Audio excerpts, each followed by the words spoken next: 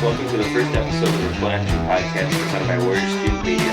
I'm Brandon Smith, and I'm joined by my co-host, TJ Hawes. What's up, guys? So, for our first topic, we're going to preview Week 7 of the NFL with 5 game previews. And we're going to start with the Chicago Bears at the Tampa Bay Buccaneers. TJ, do you want to give your thoughts first? Yeah, this game, I've heard a lot of Bears fans say this game's going to be close. Bears beat the Bucs last year and the Bucs won the Super Bowl. They're the same team and the Bears have gotten better. That's what people are saying. I don't see that happening.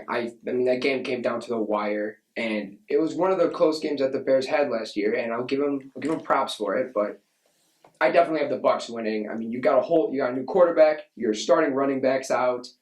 All of your receivers have been arguably mediocre. Allen Robinson obviously being the only elite one there, and even that, he hasn't been performing too well. You got a whole new offense going, especially with new play calling for the offensive plays. Defense is going to be good, I would hope, because this has been a solid defense all year, outside of the secondary. But then the Bucs are the Bucs. They brought back all of their starters from that Super Bowl team, and they're all around the better team. You got Tom Brady. You got Antonio Brown, arguably the number one receiver there, and this defense is still elite. So I'm going to take the Tampa Bay Bucs for this game. Yeah, I'm going to as well, but I think, the Bears, every week their injury report is long, but it's guys like Khalil Mack who don't practice all week, but they always come out and they have a big game. And, the Tampa Bay Buccaneers, they also have a ton of injuries. AB hasn't practiced all week, Gronk hasn't practiced all week, and neither is Jason Pierre-Paul or Levante David. They're more beat up than the Bears are, even though the Bears also have a long injury report. But I think the thing is with the Bucs, they're more used to the system now. It's year 2 with Brady, and not game 5 or whatever it was last year when the Bears beat them. And then the Bears they lost Robert Quinn to the COVID list, and then Damon Williams is also on the COVID list. And with Montgomery out, it's going to be on Khalil Herbert to carry the workload for this game. So I got the Bucs winning this one pretty easily. I don't think it's going to be too close. I agree with that as well. Although I'm really interested to see how Khalil Herbert plays. Back before the draft process, back in I'd say like late March, early April this past year, I've said Khalil Herbert to the Bears was one of the best fits. And in his first start, over 100 yards and a touchdown.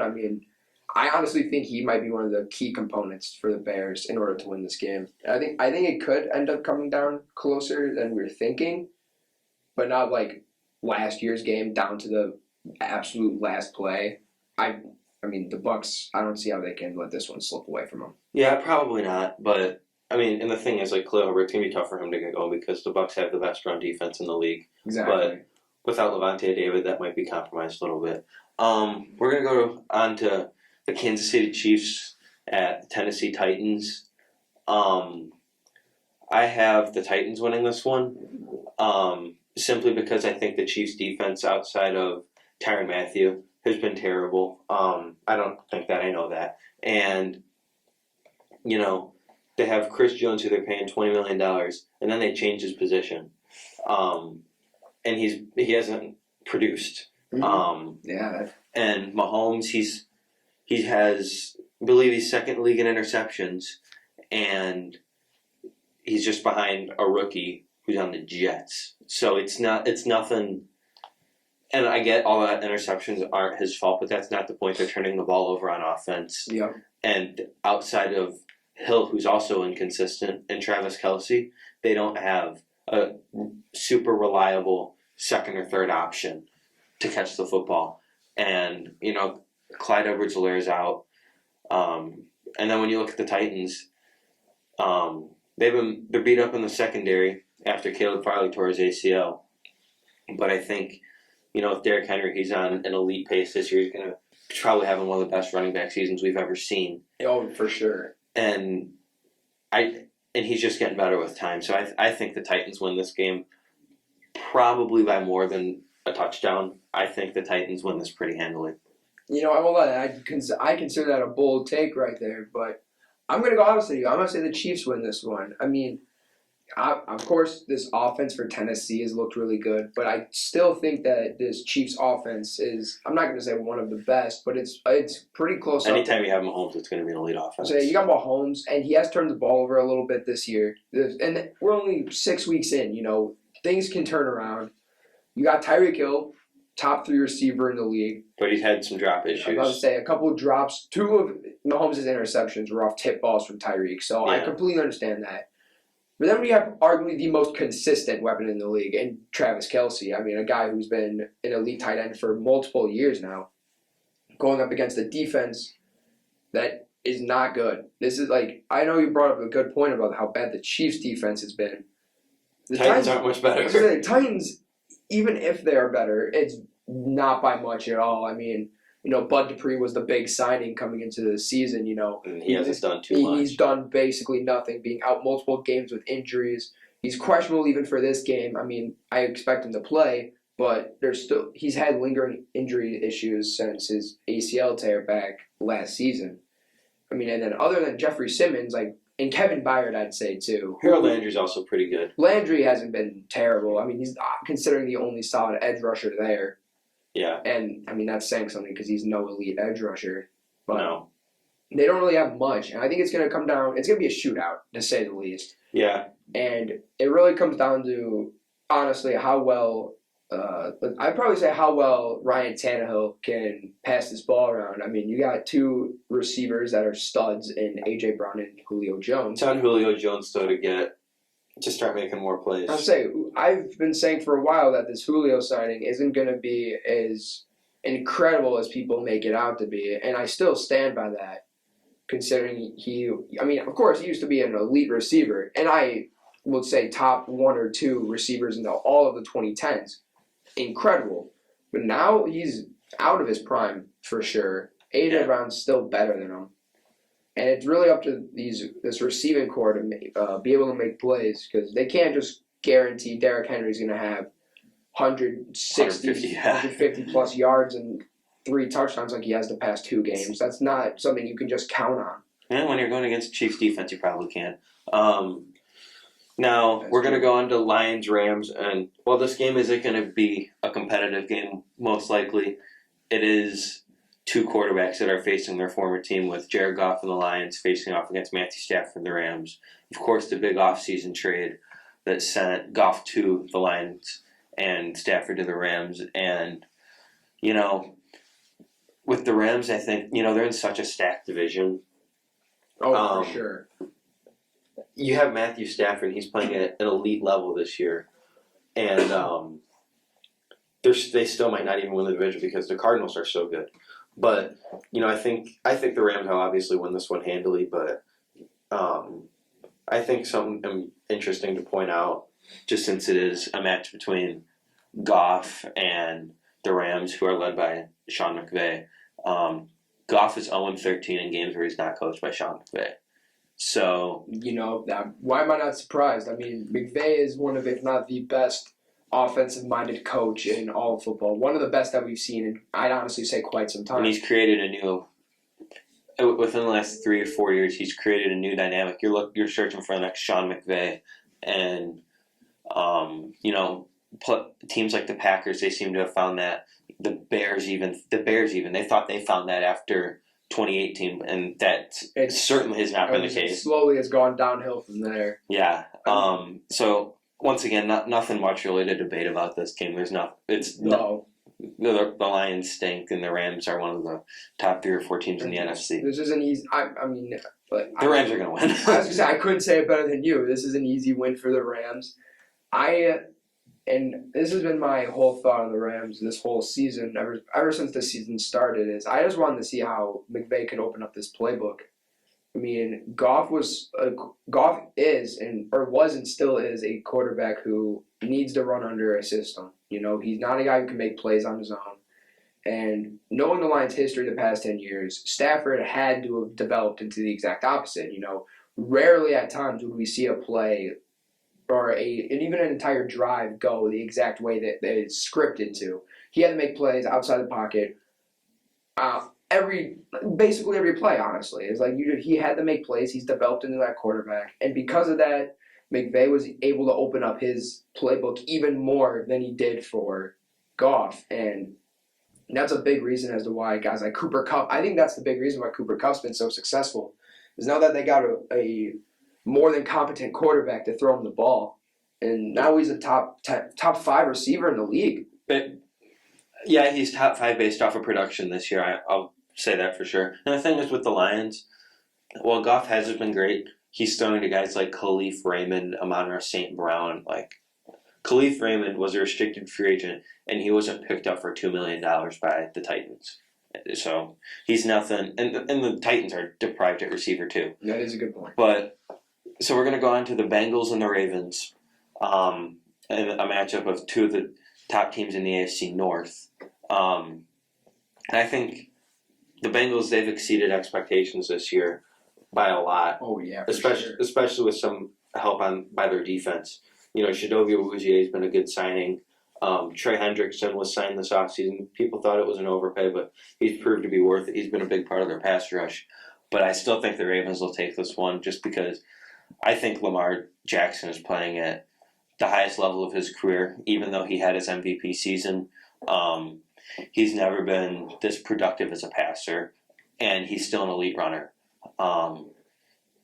Everyone thought this was going to be the year that, the league is going to figure out Lamar Jackson. No, it's actually the opposite. Lamar Jackson's figuring out the league. So I think that the Ravens, they win this one. But I think the Bengals can definitely keep it close. You know, that's honestly probably the best way to put the Ravens at this point. And ever since Lamar has started, which I believe was 2018, was his first year starting. Week 11 or week 12 of 2018, yeah. That's right. So, and after that season had concluded, I personally said that he would, at one point in the next year or two, he would have got figured out. And, you know, he won MVP in 2019. 2020 had a down year, and that's when I said right then and there, he's going to be figured out. And he's finally developed into a above average passer, which is something that weird to say a quarterback is struggling with passing, but when it comes to Lamar, he's so dynamic as a runner. With his skill set, you can see why he didn't need to focus on passing all the time, such as other than guys like Tom Brady and all these other pocket passers, whereas he is the complete opposite. Mm-hmm. But I still have the Bengals winning this game, and that can be considered a hot take, and I am all for that. That's what I'm about here is hot takes, and that's what this is. I've been saying for months and months and months that Penei Sewell was not going to be the pick here. It had to be Jamar Chase. Pair Burrow up with his probably the best receiver that he's ever had in college. Preseason didn't look good. This season he is arguably the best receiver, one of the best young receivers in the entire league, and definitely the best in his draft class right now. Yeah, I understood the whole Penei Sewell and Jamar Chase conversation. I even was personally on the Penei Sewell side because the way I looked at it was, okay, if you take Penei Sewell to be a lockdown offensive tackle for 10 or 15 years, and he still might be that. But at the same point, if you draft Jamar Chase, how is Joe Burrow going to throw the ball to him when he's laying on his back? But, the Bengals O-line, they haven't been great this year, but they've improved.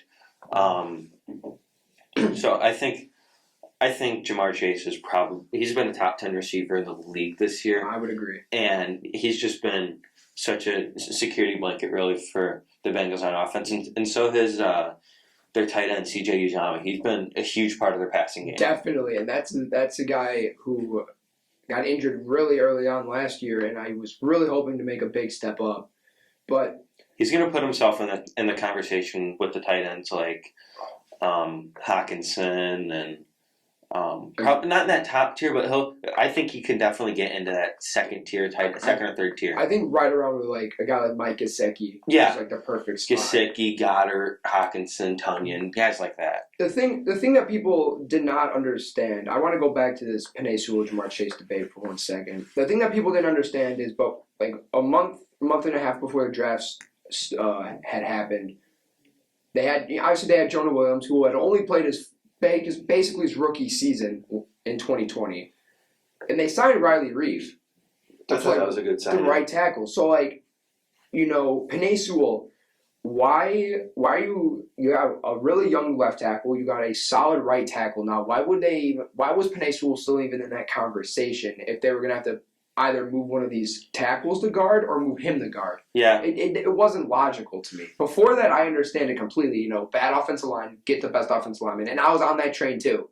Once Riley Reef got signed, I jumped onto the Jamar Chase bandwagon before almost anyone else did. And I stuck by it, and I think it's honestly panned out. And I think he's the reason why they win this game. Yeah. And we're going to jump into this game too real quick. But we're not going to go super in-depth on it. Colts versus 49ers on Sunday Night Football. I got the Colts winning this game just because I think Wentz is playing better, and I think they've got a better defense right now. But just real quick, who you got? I mean, both. It's going to come down to the wire. I'm going to give it to the Colts, too. I'm hoping this defense steps up, and with Garoppolo playing, it's really hard. Yeah, it sounds like it's going to be Garoppolo. Really hard. No, yeah. Lance hasn't practiced. I was going to say, Lance hasn't practiced all week. He's been out the past game or two. And with Garoppolo at quarterback, it's really hard to win games, especially with this defense taking a step down from their 2019 self. It's going to be hard. I'm giving it to the Colts. So that's our Week 7 NFL preview. We're going to move on now to ranking the rookie quarterbacks in the 2021 draft class. So I personally have ranked Justin Fields as the best quarterback, Mac Jones second, Trevor Lawrence third, Zach Wilson fourth, Davis Mills 5, and Trey Lance 6. I think Jones has been super efficient, but they're not asking him to do a whole lot. And same with Fields, but Fields has made more splash plays, I feel like, that can change the game more. Mac has just been running the offense to an effective level, I feel like. And in the way the league is now, you need a player like Fields, who hasn't been great by any means. None of these quarterbacks have. But Fields is coming in, and he's making some of these downfield throws. When Mac Jones, he's not doing it at the same level. And then Trevor Lawrence, he lost probably his best receiver, DJ Chark, for the year. But I still think he's been playing pretty well the past couple of weeks, and he's getting better. Wilson, he hasn't been great, but he also plays for the Jets, so he doesn't have a ton of help. Corey Davis hasn't been nothing special. He's been nothing special like they signed him to be. And then Davis Mills has gotten opportunities with Tyrod Taylor being out for the Texans and all the Deshaun Watson drama. And he's played okay, but nothing special. And then Trey Lance, he's only played one game, so it's hard to rank him above anybody. What are your rookie quarterbacks? All right, so I'm not going to go super in-depth with all these, but I'm going to just keep it a little simple here. Number 1, Mac Jones. Going off of basically what you said, although he hasn't made many crazy big plays, he's ran this offense effectively, and that's really what you want out of a quarterback. We never saw Brady make these splash plays all the time throughout his years with more of sort of the second half of his career with New England. Their offense was basically set around throwing these 5, 10, even maybe 15-yard passes with a deep ball every once in a while, and that's exactly what Mac Jones is doing. He's a very similar build to Brady, as in not the fastest, and he's more of a pure pocket passer. That's how they used him at Bama. That's how the Patriots are going to use him, and he's ran that offense to I think a better level or a higher level than I had expected. So I mean, yeah, he has to be my number 1. He's been the most effective. Number 2, I got Lawrence.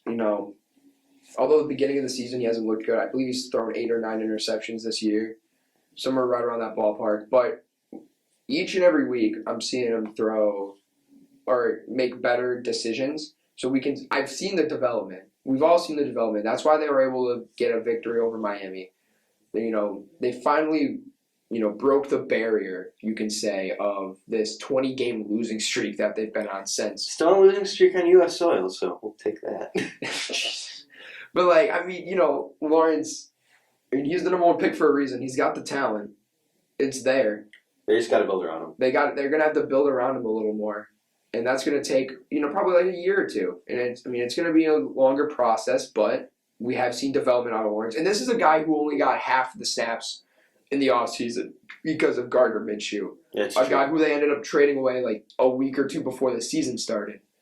So this is a guy who couldn't get all the development possible like some of these other rookie quarterbacks like Zach Wilson Mac Jones, or actually not Mac Jones. Actually, no, Mac Jones did get most of the snaps off season over Cam. Because Cam Newton had some issues with COVID and stuff like that. Exactly. So Lawrence hasn't gained the development, but it's there. I mean, he's gonna be good. Number 3, I got Fields. It's hard to rank these other guys above Fields, just in the sole purpose that he's made his mistakes, but he's made his mistakes. I think a part of it is play calling, but have been times where his pocket awareness is just not there. No.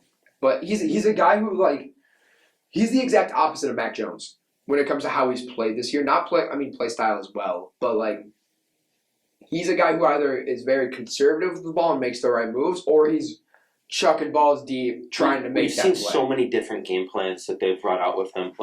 So you look at the Cleveland game, that was a wash. But the Detroit game, there was 3 30-plus yard passes in that game, which the Bears haven't done in years, ever since about 2018. Yeah. But you look at, I guess, the Raiders game, and it was a very check down heavy game in the 5 to 15 yard range. Yep. And then look at the Packers game; it's been more in the 15 to 20 yard range. So they're just kind of opening it up more. But with Fields this week, he's going to have to throw the most he ever has because the Bears are down at running back and they're going against number 1 rush defense. Exactly. I mean, this is the guy who. It seems like with these first few weeks of him starting, they're experimenting with him. We're going to set this game plan up, like you said, to throw shorter passes, see how he does. Now we'll set it up to where he's going to have to throw more deep, see how he does. We're going to focus on the intermediate range, see how he does. Stuff like that. And, it's really opened up the playbook, and I'm hoping he continues. Yeah. Now, number 4, I'm going to keep these last 3 pretty quick because these aren't guys who have played much. 4, Trey Lance. Only the couple of games he's played, he's looked incredible.